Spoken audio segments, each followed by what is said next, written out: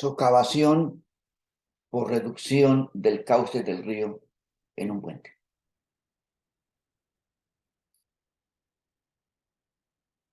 Con frecuencia se presenta reducción del cauce del río en un puente. ¿Por qué? El cauce puede tener 200 metros, 100 metros de ancho y hacemos un puente con un ancho menor, un puente de 40, 50 metros. Típicamente los puentes no cubren la totalidad del ancho del cauce. Entonces, ¿qué pasa? Cuando ocurre una avenida, cuando hay un aumento de caudal por las lluvias,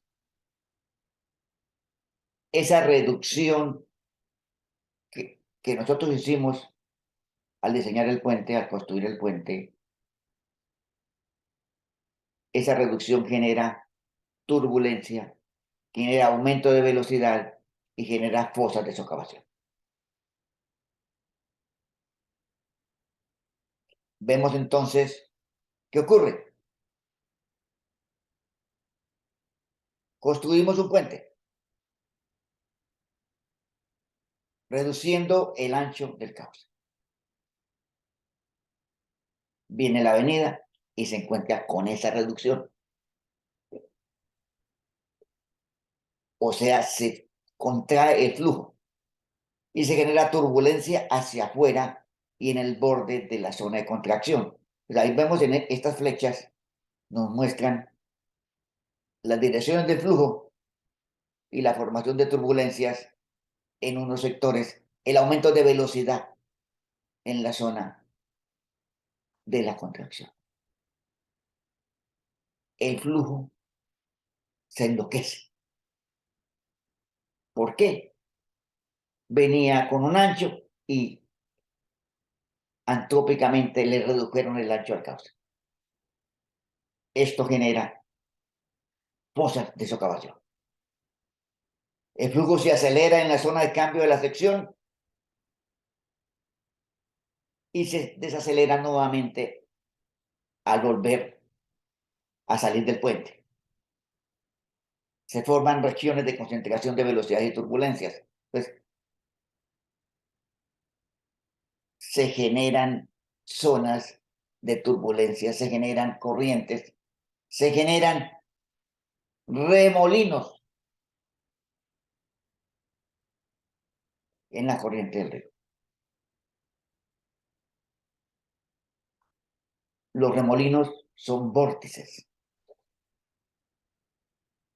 La turbulencia del flujo junto al estribo del puente que redujo el ancho del cauce,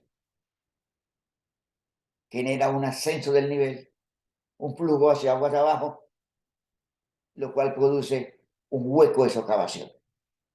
Hay vórtices horizontales y vórtices verticales, lo cual produce socavación, o sea, levantamiento de los materiales del fondo del cauce y formación de grandes fosas. Los vórtices principales, o sea, los remolinos principales, generan un sistema complejo de vórtices secundarios, remolinos secundarios, aguas abajo y aguas arriba. Hay unos vórtices principales y unos vórtices secundarios. Y conjuntamente los vórtices principales y los vórtices secundarios erosionan y excavan una gran fosa junto al estribo del puente.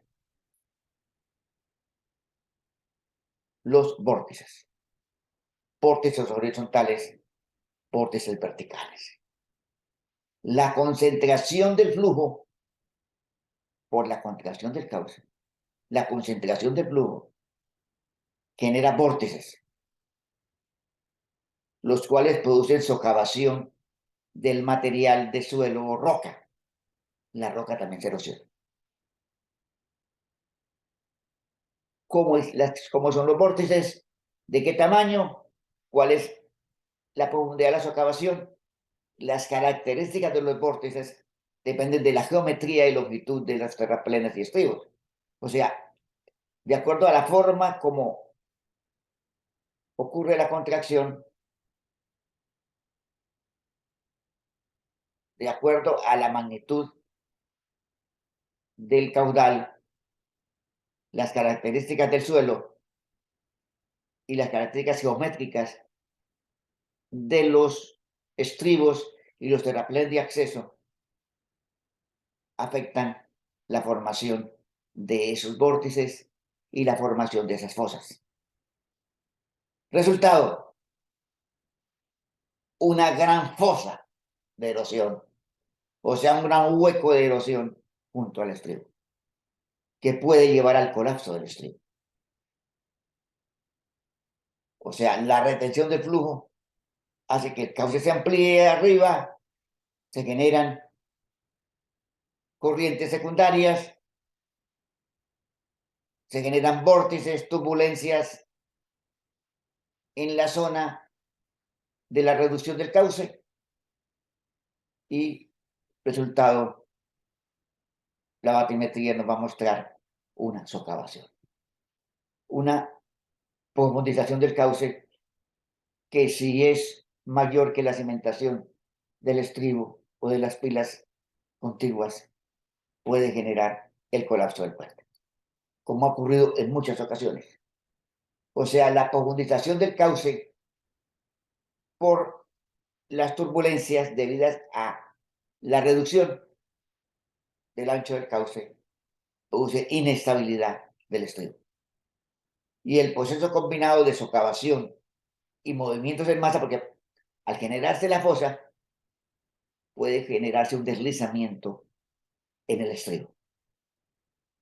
El proceso combinado de la socavación y los movimientos en masa pueden inducir el colapso del estribo. Este sería el mecanismo de falla del estribo, o el río puede atacar al terraplén, atacar al estribo y pasar de largo por detrás del estribo. ¿Cómo se calcula?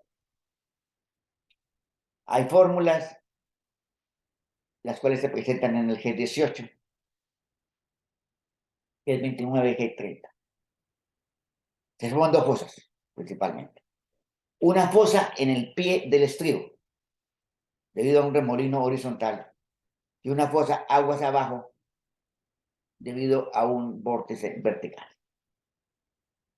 La magnitud, como lo dijimos, la magnitud de la socavación depende de muchos factores, los cuales pueden analizarse matemáticamente. Se forman dos fosas.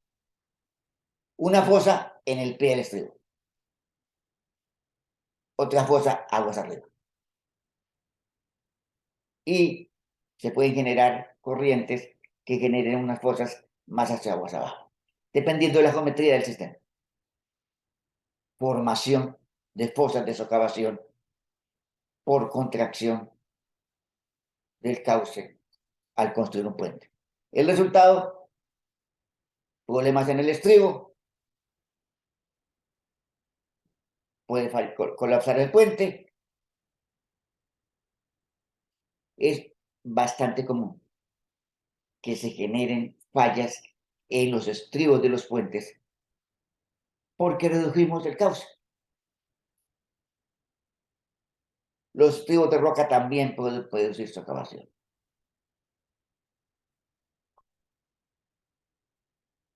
Socavación al reducir el cauce del río. Un caso muy común de falla de puentes en Colombia. La socavación también puede afectar el terraplén de una u otra manera y terminamos con que la vía desaparece.